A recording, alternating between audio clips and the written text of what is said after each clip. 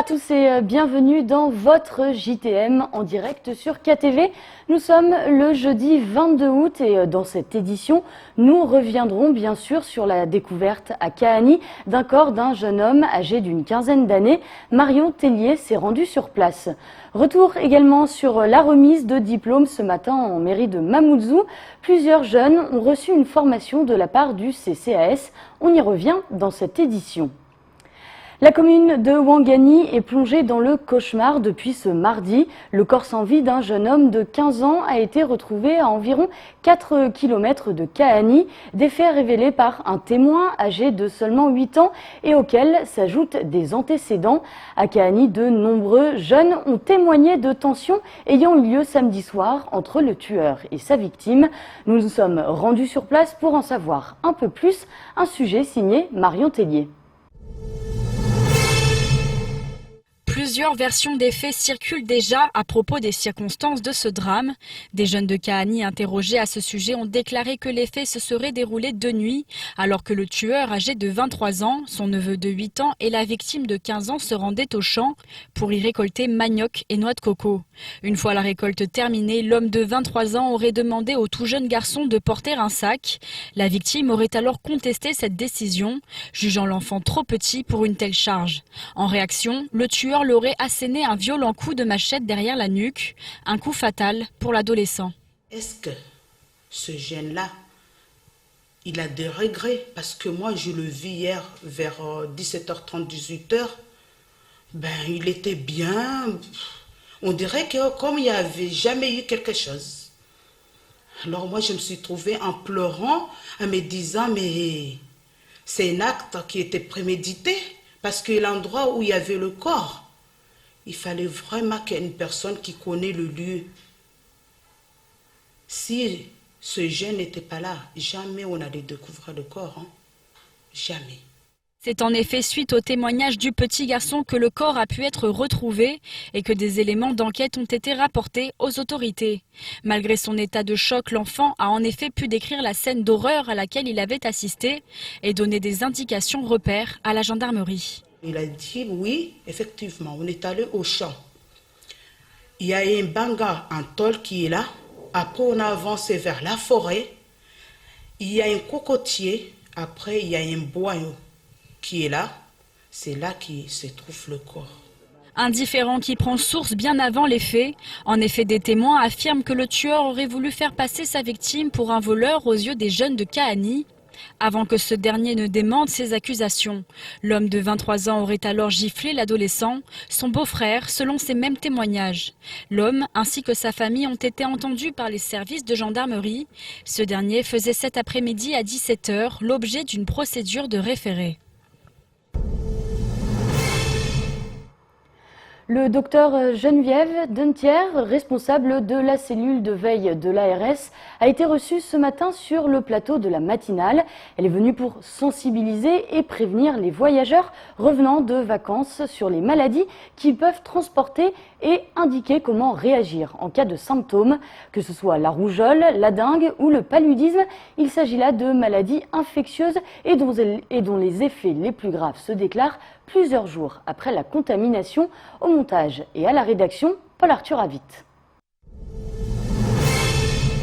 Ce matin a été reçu sur le plateau de la matinale le docteur Geneviève Dentière, responsable de la cellule de veille de l'ARS, l'agence régionale de santé.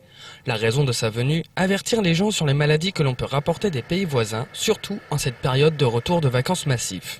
Elle a pu aborder certains points et expliquer comment les maladies les plus présentes dans le canal du Mozambique se véhiculent d'un pays à un autre, expliquer leurs effets et comment s'en prévenir. Premier exemple, la rougeole. La rougeole ne circulait quasiment pas à Mayotte jusqu'à la fin de l'année 2018, avec très peu de cas signalés dans les dernières années. Et puis, suite à des retours de Madagascar, où sévissait une très très forte épidémie de rougeole. Il y a eu des décès. Voilà, il y a eu des décès à Madagascar. Il y a eu maintenant, ils en viennent à bout, donc avec beaucoup d'efforts et de vaccination massive de la population. Mais suite à des retours de personnes de Madagascar, la rougeole a recommencé à circuler à Mayotte. Une maladie qui se caractérise par une fièvre importante et l'apparition dans les jours qui suivent de plaques rouges sur le corps. Les enfants sont les plus atteints, mais les adultes ne sont pas épargnés. Seule solution, la vaccination qui est obligatoire pour les enfants de moins de 2 ans. Elle a pu aborder aussi le problème de la dengue et expliquer comment les gens peuvent la transporter sans se rendre compte d'être porteurs de la maladie. On peut effectivement se faire piquer et se faire, on va dire, contaminer lors d'un voyage et revenir en phase d'incubation. Donc, c'est-à-dire que là, on se fait piquer par un moustique. On se fait piquer par un moustique, on revient et dans les 10 jours qui suivent, on a de la fièvre, mal de tête, douleur articulaire, douleur musculaire. Ça peut être la dengue, donc il faut également consulter rapidement. Mais surtout, prendre toutes les précautions pour éliminer autant que faire se peut, au maximum, les moustiques autour de son domicile. Une attention toute particulière sur les gîtes larvaires susceptibles autour de chez vous. Une maladie qui se caractérise par une fièvre et des douleurs articulaires. Dernier point abordé, le problème du paludisme qui peut être bénin quand il est pris en charge à l'apparition des symptômes, mais peut être mortel dans certaines formes. Ça se traite, mais il faut vraiment consulter extrêmement rapidement quand on a des signes, à nouveau, je vais vous dire, de la fièvre, des frissons, on n'est pas bien du tout. On revient d'un pays où il y a du paludisme. Toute consultation avec de la fièvre, quand on revient d'un pays où il y a du paludisme, mais même à Mayotte, la première vérification, c'est de voir si c'est du paludisme ou pas. Parce que le paludisme peut tuer. Certaines formes de paludisme sont extrêmement graves. Il peut y avoir des décès suite à une contamination, à un cas de paludisme. Et donc, il ne faut pas traîner. Il faut vraiment consulter en cas de fièvre quand on a été dans un pays où il y a du paludisme. Faites donc attention si vous revenez de pays où ces maladies sont encore présentes et n'hésitez pas à consulter un médecin en cas de doute. Le vice-recteur a également été reçu ce matin sur le plateau de la matinale pour nous parler évidemment de la rentrée qui se prépare pour demain. Une rentrée qui est sur la bonne voie malgré des retards dans 4 établissements. Des retards qui sont dus à des travaux pour accueillir des élèves dans les meilleures conditions. Au montage et à la rédaction, Paul-Arthur Avit. Ce matin était sur le plateau de la matinale le nouveau vice-recteur de Mayotte, M. Gilles Elbou. En cette veille de la rentrée des classes, il a fait acte de présence pour expliquer que la rentrée est en préparation dans tous les établissements scolaires de l'île. Alors, elle se prépare depuis longtemps, avec l'ensemble de nos équipes. Comment elle s'annonce? Elle s'annonce, on va dire aujourd'hui, plutôt bien, parce qu'elle a été bien préparée là aussi par les équipes. Votre collègue disait, on aura certainement quatre écoles qui auront un petit décalage, voilà, deux sur Mamoudzou, certainement un petit décalage aussi sur Dzoumounié, et puis on est en train de traiter une situation aussi à Tsingoni, à l'école de Mbroualé. Un retard qui s'explique par des travaux dans ces établissements pour pouvoir accueillir les élèves dans les meilleures conditions possibles et consolider les bâtiments touchés par les nombreux tremblements de terre. Autre sujet sur la table, le vice-rectorat de Mayotte va se transformer dans quelques mois en rectorat à part entière. Les choses sont bien lancées. Alors pour nous, la question du rectorat, c'est pas une rupture avec la préfecture, parce que tout se passe bien avec le préfet, avec les services de la préfecture. C'est plutôt, on va dire, un signal qu'on envoie à Lille. Mayotte est un département comme les autres. Voilà. On n'est plus sur du symbolique, et puis aussi un défi qu'on lance à l'ensemble de nos personnels, parce que passer à un rectorat de plein exercice, ça demande aussi des efforts de réorganisation. Un défi à relever, mais qui motive l'ensemble des agents du vice-rectorat. La rentrée est donc en bonne voie pour les plus de 100 000 élèves de l'île au Parfum.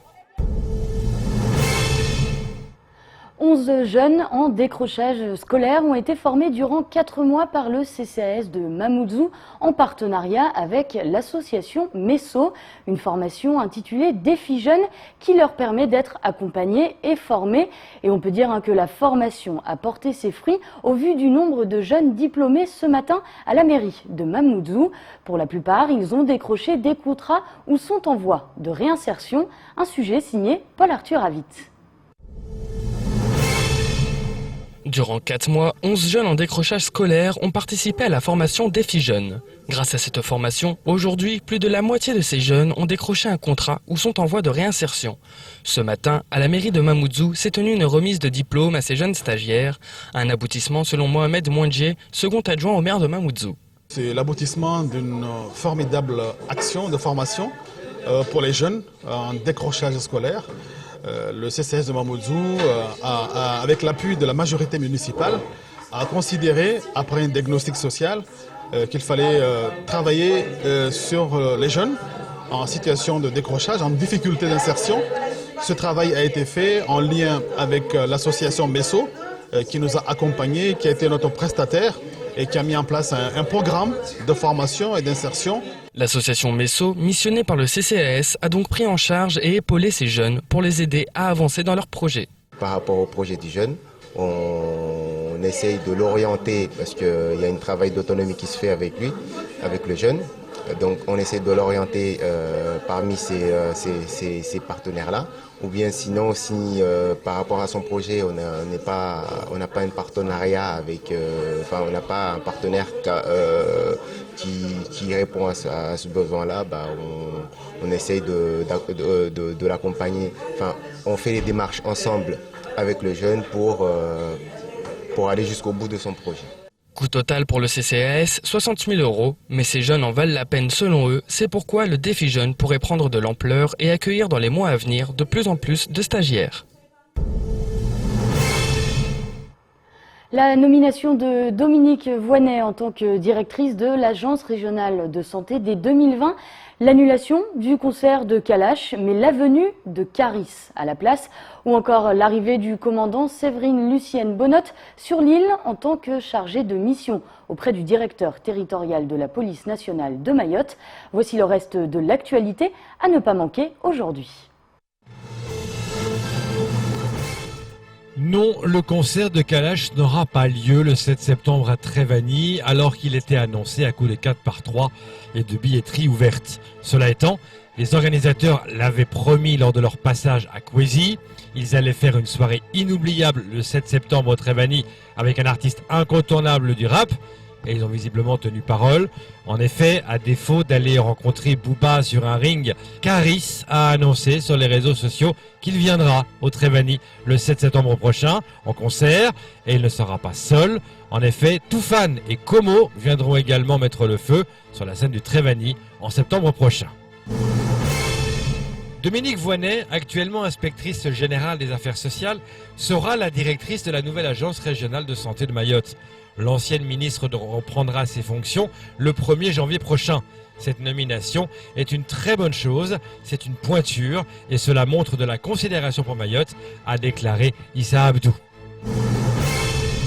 Nouveau visage pour la police, le commandant Séverine Lucienne Bonnotte arrive à Mayotte où elle deviendra le 2 septembre prochain chargée de mission auprès du directeur territorial de la police nationale de Mayotte.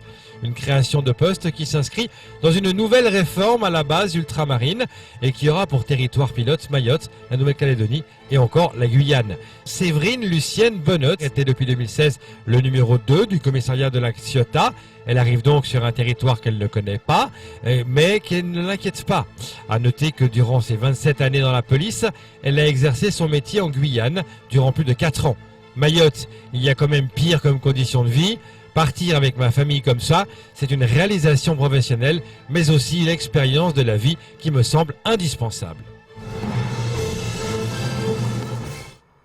Retour sur ce plateau où nous recevons Issa Abdou. Issa, bonsoir. Bonsoir Madame Marguerite de Bec de Lièvre. Vous avez un nom original.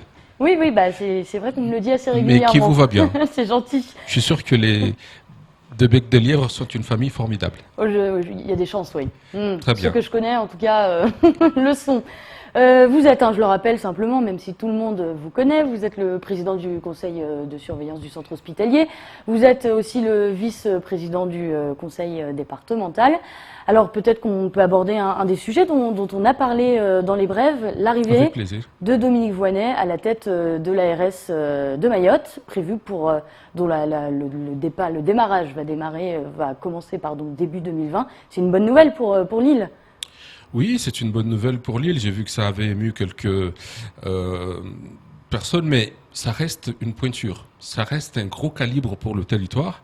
Il ne faut pas s'en plaindre. J'ajoute que c'est un médecin de formation, inspectrice à l'IGAS, et qui connaît bien Mayotte. Vraiment, elle a fait deux rapports pour être tout à fait précis. Le premier, un plaidoyer favorable à Mayotte et à l'aune duquel elle parlait déjà de la mise en place, de la nécessité de mettre en place une ARS de plein exercice à Mayotte. Et j'ai eu le malheur, entre guillemets, de dire qu'elle a beaucoup œuvré pour que cette réalité soit. C'est une réalité, c'est vrai. Donc c'est quelqu'un, je ne pense pas que ce soit quelqu'un qui soit contre Mayotte. Et c'est une pointure, comme je l'ai indiqué tout à l'heure, et quelqu'un qui connaît le métier. Donc je pense que c'est une bonne nouvelle. Et j'ai ajouté, et je le pense sincèrement, que ce faisant, de la même manière qu'on a eu un préfet, Dominique Saurin, qui était un préfet de région, qui avait exercé ailleurs, qu'on a eu et qu'on a un vice-recteur qui a été recteur par ailleurs, c'est une chance pour le territoire. Il faut le dire. Après, on jugera sur pièce, mais l'intention et cette nomination, l'image sont bonnes. Vous parliez effectivement à l'instant de quelques réticences, notamment qu'on a pu lire dans la presse, venant de syndicats. D'où est-ce qu'elles viennent, ces réticences? Est-ce que c'est parce que Dominique Voynet a été politisé, etc. Est-ce que ça peut gêner, je dirais, dans ses fonctions? Pas pour moi, il faudra juger sur pièce encore une fois, mais je pense que c'est lié à l'idée que la signature le mois dernier par le président Macron et le président comorien, il y a un volet important lié à la santé, et c'est vrai que c'est aussi le travail qu'avait effectué Dominique Voynet, qui a servi de vademecum, entre autres sujets pour cette signature, parce qu'il y a un volet important, je le signale, en termes de santé. De quoi s'agit-il? Il s'agit, et le président Sobahadine, vous avez lu son communiqué, il va exactement dans le même sens que je suis en train de vous dire là, c'est la position du département. C'est de s'en réjouir qu'il y ait cette pointure-là, mais surtout ce travail-là, parce que il faut fixer la population comorienne chez elle si on ne veut pas qu'elle vienne ici nous poser problème. À supposer, je n'étais pas le seul à le penser, des gens éminents comme Mansour Kamardine ont salué cet accord qui va dans le bon sens, parce que cet accord a montré que les Comoriens, en le signant, eh bien, ont reconnu Mayotte, même en creux, que c'est un territoire français. En tout cas, ils sont pas chez eux, sinon ils seraient pas obligés de signer cet accord-là et reconnaître que, eh bien, il y a des choses à respecter. Donc, moi, je pense que c'est une très bonne chose. Et ces réticences-là, à mon avis, ne sont pas fondées. Mais on est en démocratie, on peut avoir un débat très librement et sereinement, sans passion. Alors, si on s'intéresse plus à cette future agence régionale de santé qui va être maintenant propre à Mayotte, donc détachée de la Réunion, quels sont les avantages finalement d'avoir une antenne indépendante? Et vous voyez, c'est presque oublié que l'élément essentiel, c'est quand même cette ARS de plein exercice à Mayotte. C'est un combat de longue date et qui va avoir le jour. Et donc, c'est d'abord ça la bonne nouvelle. Et donc, on est en train de s'attarder sur la nomination d'une personne qui va piloter un élément important pour Mayotte, vraiment une avancée qu'on a appelée de nos voeux. Et c'est de ça qu'il s'agit d'abord et avant tout. Pour répondre à votre question, ça change tout. Ça change tout parce qu'on va... de la même manière on s'est battu avec d'autres pour qu'on sorte du GHTOI, le groupement hospitalier du territoire, qui est regroupé en son sein Mayotte et La Réunion. Ben non, Mayotte, ce n'est pas La Réunion. Et donc, en matière de soins, là aussi, avec cette ARS, c'est un signal fort. Là aussi, on va pouvoir développer une démocratie sanitaire de proximité et puis avec nos moyens propres. Donc, c'est une conséquence de la départementalisation et de la régionalisation. J'ajoute que dans les autres départements, tous les autres départements, il y a à chaque fois une ARS de plein exercice. Il était temps que Mayotte ait la sienne, et c'est d'abord ça, je crois, la bonne nouvelle. Je préciserai enfin, c'était l'argument aussi pour la sortie GHT, La Réunion, c'est très loin de Mayotte. La distance entre Mayotte et La Réunion, c'est l'équivalent entre Paris et Rabat. Vous voyez bien que ce n'est pas la porte à côté. Et donc, imaginez qu'il y ait un drame sanitaire comme on peut en vivre souvent ici, eh bien, on n'a plus besoin, eh bien, d'avoir recours à des gens qui sont à La Réunion, mais qui sont sur place. Et donc, vous voyez que ça change beaucoup de choses, et c'est un élément important. Peut-être un dernier élément là aussi en termes de tout ce qui a trait à l'autonomie sanitaire sur l'île, c'est ce qui va nous permettre demain, eh bien, de rêver d'une fac de médecine, de créer les conditions d'une année de médecine sur place, parce que par le passé, notamment ce qui s'agissait de ce qu'on appelait les numerus clausus, parce qu'on raisonnait en termes de région sanitaire, eh bien ça ne bénéficiait pas à Mayotte. Avec cet ARS, avec la sortie GHT, on va développer notre GHT ici, eh bien on va pouvoir aussi développer des choses made in Mayotte, si j'ose dire, et qui vont permettre à cette population d'en bénéficier. Et c'est une petite révolution, en tout cas une heureuse nouvelle qu'il faut saluer comme il se doit. Alors, autre sujet, mais on reste toujours dans le domaine de la santé, puisque ce matin, le conseil départemental organisait avec la Fédération mahoraise des associations des personnes âgées et des retraités un séminaire autour justement de la vulnérabilité de ces personnes. Alors, qu'en est-il ressorti finalement? Est-ce que à Mayotte, il y a suffisamment de structures pour prendre en charge ces personnes vulnérables et âgées? De quoi s'agit-il? C'est un séminaire co-organisé par l'association, la fédération mahoraise des associations liées à la personne âgée et le conseil départemental. Il s'agit de la première compétence du département. Donc c'était pas de trop que d'organiser un séminaire comme celui-là, à l'aune duquel on a fait l'état des lieux de la situation du territoire et surtout de dire, une fois qu'on a fait ce diagnostic, eh bien de constater qu'il y a un problème d'alignement et de convergence des droits sociaux sur ce territoire. Nous sommes département depuis 2011 et au fond, il y a l'alignement, ça c'est le premier élément parce que ce qui est actés ici, je pense au RSA et d'autres dispositifs qui sont vrais sur le territoire, ne sont pas alignés à 100% comme le sont en métropole et sur d'autres départements. L'idée, c'est faire en sorte qu'il y ait le 100% ici à Mayotte, ça c'est le volet alignement.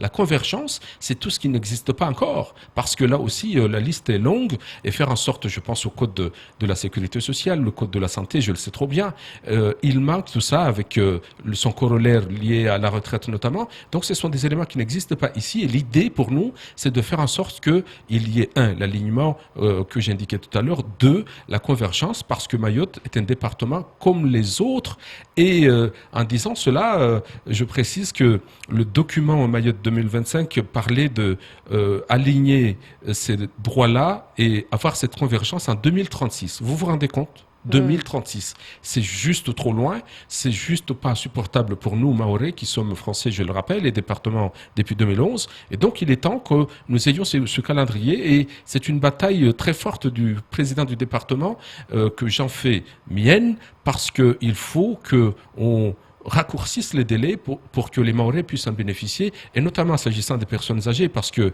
ce sont des personnes qui se sont battues pour que Mayotte soit française, pour que Mayotte soit département français.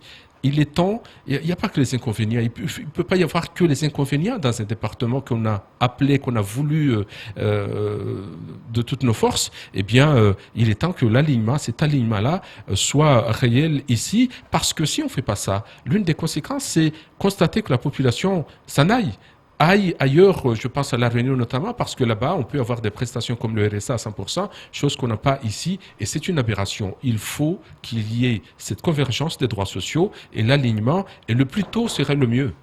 Alors, il nous reste simplement une petite minute pour parler de ces signatures de conventions que le département a faites avec les CCAS des communes, des signatures qui concernent toujours ce domaine du médico-social. Alors, elles vont mettre en avant, c'est ça, des bonnes pratiques? Oui, c'est ça. D'abord, je vous remercie. Vous avez la gentillesse de rappeler qu'il s'agit là de la première compétence du département, du médico-social. Ce fut pas toujours le cas. C'était un peu le parent pauvre de ce département, alors même que c'est notre première compétence, comme je l'indiquais tout à l'heure. Ailleurs, c'est 50-60% du budget de fonctionnement qui est consacré à l'action sociale. Ici, on en est loin. Et donc, l'idée pour nous, c'était d'arrimer ce département pour que là aussi, il soit au même niveau que les autres, et ça passe, c'est vrai, par une action sociale forte. L'idée, c'est celle-là, et avec cette convention avec les CCAS, c'est porter l'action sociale au plus près des Mahorais. Faire en sorte que les acteurs de proximité, que sont les maires, les présidents de CCAS, eh bien, portent à notre lieu et place, si j'ose dire, mais ça suppose que nous ayons cette convention, que nous fassions des mises à disposition de personnel et de moyens financiers notamment et matériels pour permettre à ce que cette action-là soit réalisée de proximité, comme je l'indiquais tout à l'heure, avec plus d'efficacité. C'est l'idée de ces conventions. Nous allons faire la signature le 13 septembre prochain, ça y est, on a la date, et donc on a hâte parce que avec ça, on aura, à mon avis, réussi une boussole importante qui a consisté dès le début de la mandature à ce que l'on dise aux communes que, eh bien, conséquence là aussi du droit commun, mobilisez-vous pour que vous ayez ces outils-là que sont les CCAS et à l'aune desquels on retrouve là aussi les besoins de chaque territoire, ce qu'on appelle l'analyse des besoins sociaux pour permettre à chaque territoire, avec ses besoins spécifiques, eh bien que le département accompagne pour servir, encore une fois, nos concitoyens qui sont parfois très éloignés de Mamoudzou. Très bien. Eh bien, merci beaucoup Issa Abdou pour ce point complet sur la vocation du département dans le domaine médico-social. C'est la fin de cette édition. Merci à tous de l'avoir suivi. On se retrouve bien évidemment demain pour un nouveau journal. Bonne soirée à tous sur KTV.